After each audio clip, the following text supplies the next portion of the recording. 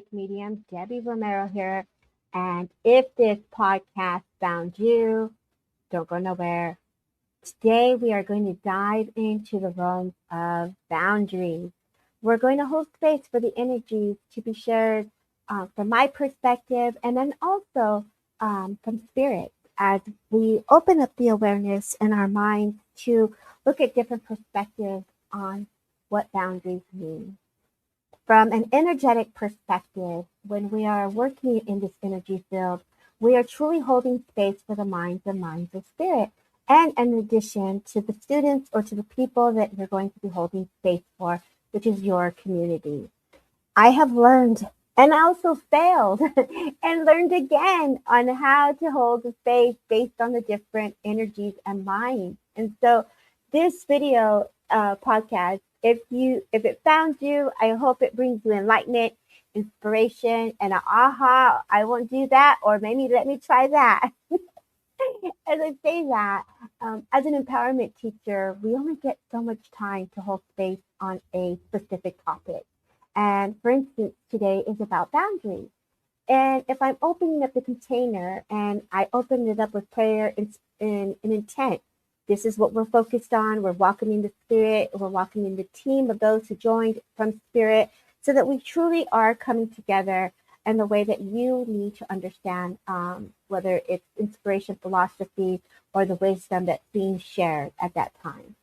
Now, if someone comes in and they say, oh my gosh, I know Debbie will have the answer for this, and starts talking about, my door opened automatically out of nowhere, and I don't know who it is. Can you tell me who it is? They have overstepped my boundaries and has taken my mind out of the teachings into a different topic. So it's important to bring the energy back to stay focused on the topic at hand, which is today, boundaries, right? That's a perfect example of how other minds can take you out of the link into the purpose of what your goal is. As we open up the container, we are opening up with the intent. We're welcoming spirit. We're welcoming the team of spirit for those who join. And then we close it up in the white light. That is one way of working with the energies and bringing the containment to contain the energies from outside influence, from being pulled or teetered out of the energies of what your main focus is. Now, when you have other minds that are coming in, you're also being respectful to what they signed up for.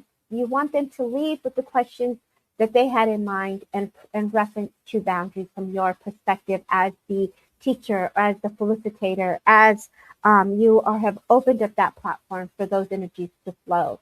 If someone's energetic field is different than the other person's mind, it can also interrupt their energies and it can interrupt the flow of like, ooh, what was that all about? So then it changes the energies in the classroom. So truly balancing the classroom and balancing the energies, that's one way. As you go into a demonstration, you open in prayer, you close in prayer. You're allowing spirit to set the emotion of them giving permission to come in to do to bring forward the energies and the way the community needs it for the upliftment healing messages.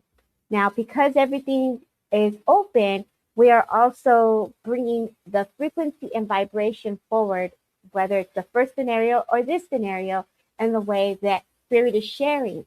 So we want to close that so that we can prevent additional residuals from being flying around is the word I wanted to use, right? Due to quantum entanglement, we want to keep things clear, precise, and detailed, and the way spirit shows it, and then the way the one mind will understand. So when we're in a dam, there's an appointment that's set forward, and that appointment will say, Spirit knows Debbie has a dam today. We're going to show up. Our loved ones that are coming in the audience are going to show up. So we're truly communing together as a community in that silver ribbon of thread. Okay. So when you're done, the prayer closes. It lets spirit know that you're done with the energies and you're moving on. Everyone can continue their day in the way that they need to. Keeps the energy contained. And those are two great examples. Okay.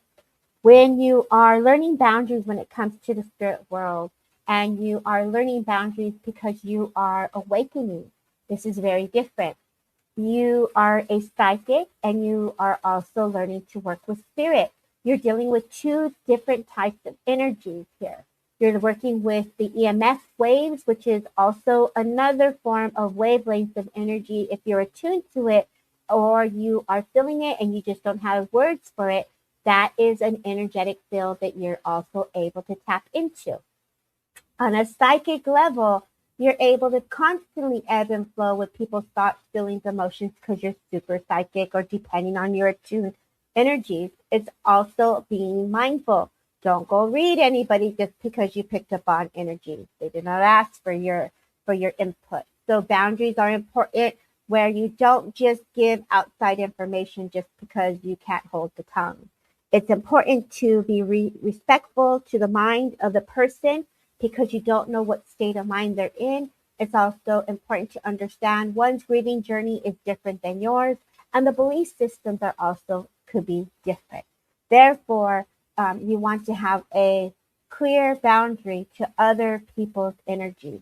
Don't a- ask for permission if it's a friend, and when you're in that quantum field and you're entangled, you will be able to get data, constant data, because if you're the computer and the Wi-Fi, your fiber optic wiring is out there in the quantum field, on a humanitarian level, you're going to get downloads, you're going to get information, and that's a given. If you're able to comb through it properly and you're able to put words together with what has come forward, and if it's a friend of yours and they know immediately, you have that beautiful camaraderie where you say, hey, if I get something, do you want to know? And that's how I work with my friends.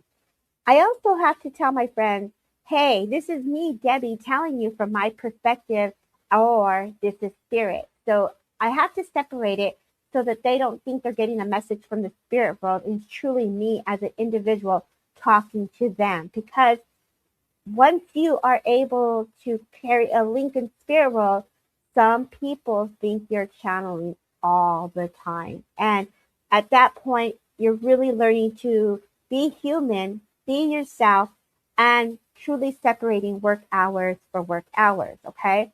When you're in the power, there's such a beautiful buildup when you're delivering messages, when you're teaching, because there's intent, there's the containment, and the energies are on fire. Everybody's holding space specifically for that momentum. Now, if you get a phone call and they say, hey, girl, what you thinking? And you're just kind of like, I don't know. This is what I feel. This is what I got. You're not in the power. They're literally just kind of tapping into a little bit of your thought process, your energy, your inspiration. Unless you truly build up the energy to go to spirit and say, spirit, let me see what we get. Give me a minute. Let me build the energy and take you there. So there's so much beauty when an appointment's set, when there's an arrangement made, okay? For someone who's trying to comb through the energies of like being bombarded by the energies of spirit, let's talk about this. I was taught a long time ago to sit and develop a work hour between you and the spirit world. It's not going to work for everyone, and I'll say this because I too have tried those type of on and off switches. So, and I'll explain why it goes differently for everyone. People have strong boundaries and they're not going to be played with, and it'd be like, nope, I'm not letting my mind go there. So much power to you. Right on for you. Proud of you. Not everybody can master that. It takes time. So I'm going to give you different experiences because everyone says, oh, don't pay attention. You shouldn't be in the spirit world. You shouldn't be connecting to that. But what they fail, what you also sometimes forget, I don't want to use the word fail, sometimes we forget that we are also psychic. And then you're picking up the residuals of the energies around you, okay? So when you sit with spirit, I have a beautiful bench outside. I have my plants and I have my statues that I love to, sit and look at. And I used to have a waterfall out there and I have my herbs out there. So the sun is hitting me. And I would sit out there and I would talk to God in spirit and I would say, okay, today we're going to meditate at this time, infuse me with the energies of healing. And then I would go into the inspiration and then let the wisdom come in. So I was really giving myself permission to bring in the waves of energies in the way that I personally needed it. So God's spirit knew, hey, this is where I'm coming. I'll be here at this time, either Monday, see you here, or I'll come back Friday, see you there. You will develop that muscle and you will develop that link between you and the spirit. Very different to the wavelengths of the electromagnetic field. Very different on what's happening in the collective when you start to feel into the energies of the psychic energies of what's happening around the world. When it's spirit, you will start to feel within your body the heart race, or you'll have your calling card and the way spirit is trying to catch your attention. I remember my eyebrow would flick, I would get the hairs stand up, or I literally see them and I know, boom, spirit is here. So that is very different when you're trying to connect the link between the spirit and you. Very different. When you're in the psychic awareness, it's kind of like, ooh, I'm not going over there. Oh my gosh, did you and your higher self having communications of like, did you turn your curling iron off? Did you turn off your stove? Did you close the garage? You're going through a checklist, and that's all psychic. It's all thoughts, right? It's all your own personal energies. If you start to chime in on someone's personalities and their characteristics, you're already tapping into their energies. So there's a constant ebb and flow of contact between you and whoever you're working with throughout the day. It's all very psychic. It's an energy exchange. There's an ebb and a flow of energies, okay? Now, when you are developing and if you get overwhelmed, let's say spirit. I have a girlfriend who would go to sleep in all the spirit world. She would just see all these faces because she was super clairvoyant. It would freak her out. She was like, oh my God, I see this face, coming at me. Who is this? Who is this? And who is this? And that's truly being in the power, right? If you hear a medium and they go on a platform and they're about to do a demonstration, you'll often hear them say, I have a line of spirit here. That's spirit showing themselves ready to share their story. You'll have people who are at home and you can see the line form at their gate. Same thing.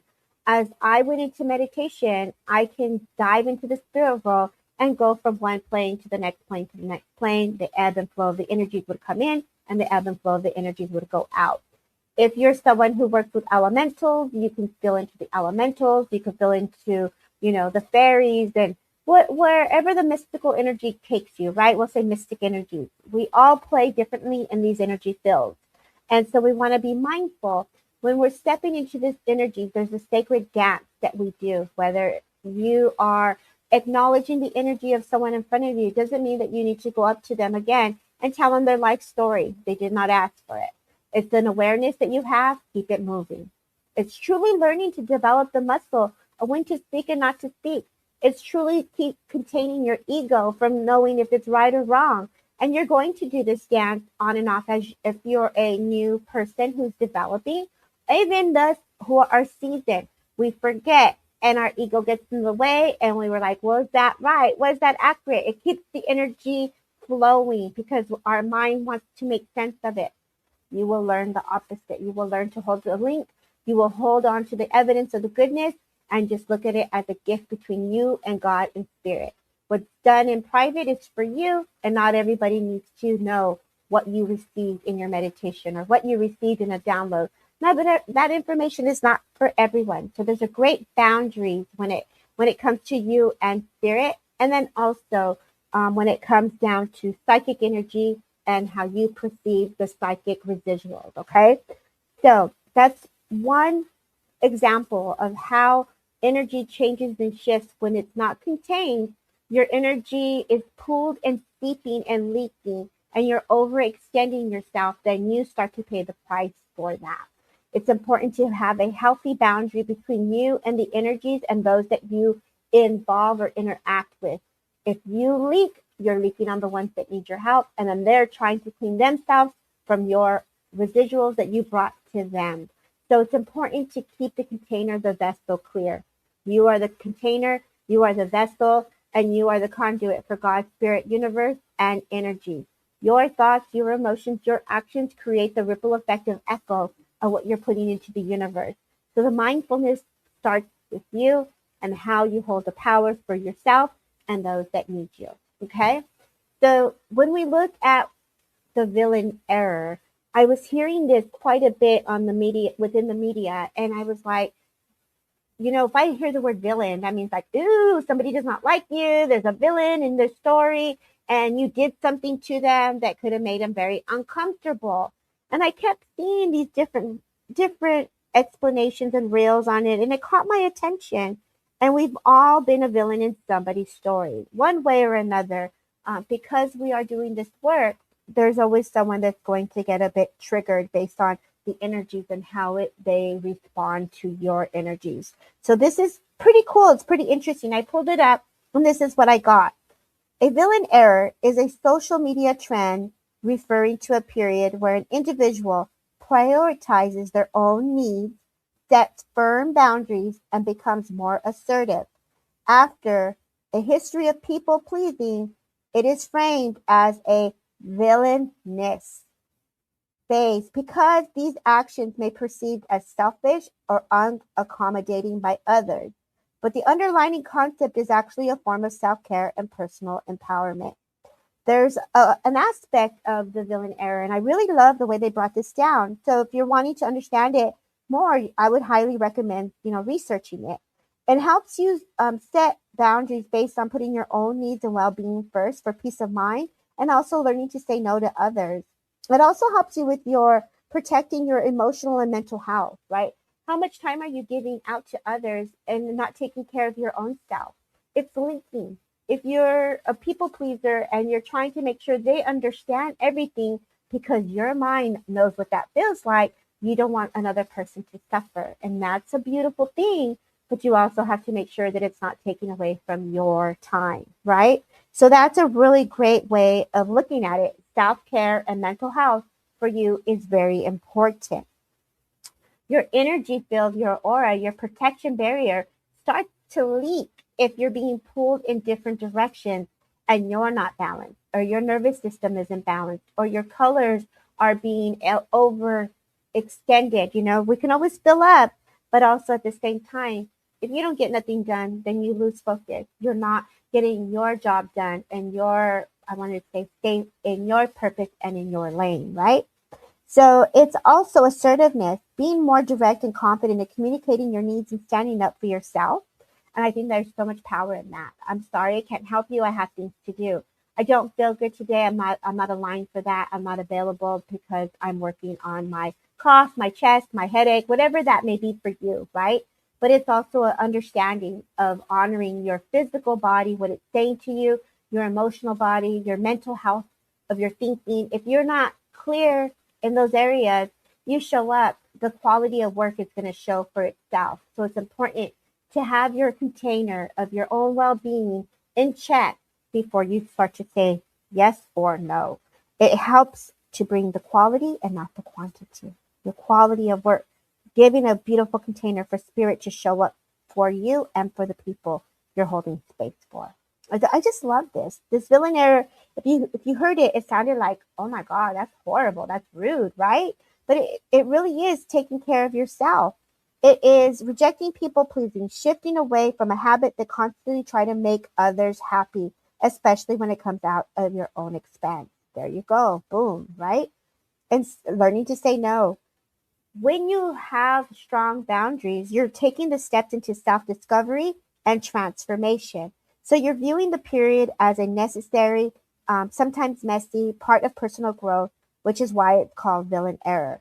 I feel that when we look at this, learning to say no, right? And learning to say I'm sorry. Sometimes you have no choice because you just can't, and because you really are taking care of your everyday life. Not because you don't want to be there for the person, but truly you are being mindful of your time, of what needs to be done for you. Depending on how demanding your lifestyle is, it's really important to get the things that need to be done for you, whether it's within your home, within your family, within your own physical mind, body, spirit. I say when you start to develop illnesses, be respectful to the way your body is responding. If you're looking at your emotions and you're reacting out of emotions, that's another cue to look at oneself. When we do this work as a medium or a psychic, let's say, for instance, trance, okay? I'll give you an example with trance.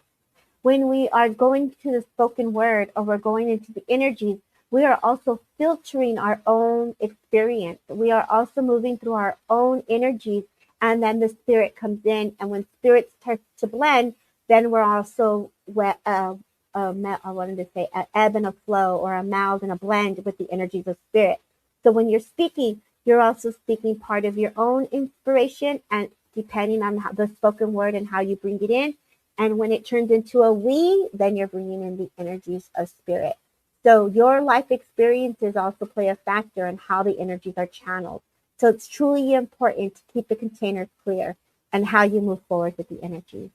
When we are clearing a space or we're containing a space at a physical location, you can say whether you are going to work, or you're at a corporate job, or you're going to do some energy work, whether it's healing, intuitive card reading, mediumship, paranormal, whatever you're choosing to do.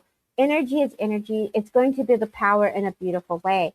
Bring the white light to the energy, close it up with the white light when you're done. Bring in the prayer if you want to do a prayer, close it up with the prayer. I'm a Reiki attuned master teacher, so I use my symbols within the room to clear and protect. And I love to work with colors, so I also add the rainbows to clear and remove the residuals of the day. So you're moving the energies, you're containing it, and also you're giving permission for spirit to join you. So you're truly walking with the energies of frequency, vibration, and the energies of God's source, light, love. And that energy is going to be felt when you go into a room. If you're going into a paranormal investigation and you're going into a home, same thing. Go in with the light. Your light will be bright enough to hold in the power for the energies, whether it's residuals of psychic or the residuals of the people that even live there. I feel like I have to talk about that. If someone lives there and you're investigating a home that has constant energy, you're going in mindful, respectful to the people that currently live on the property or work within the property. They live there. There's a respect there. There's a sacredness. So you're stepping into someone else's energetic field. You want to tread lightly, be mindful and respectful. Same thing when you go to spirit world.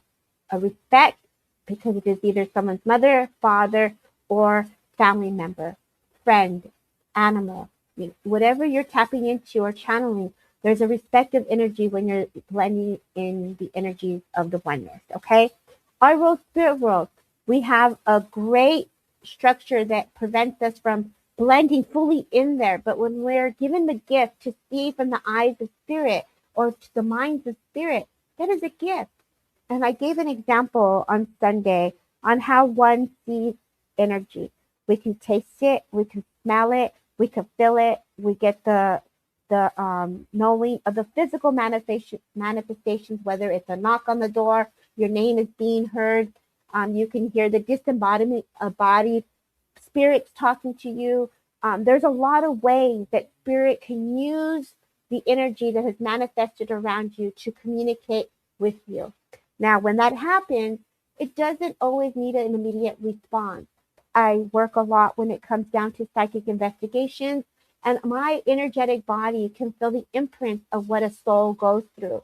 So as I'm driving through certain areas, I know at some point in some locations where unfortunate mishaps have happened, and sometimes I can feel as if it's happening to me because of the imprints that are being shared with me.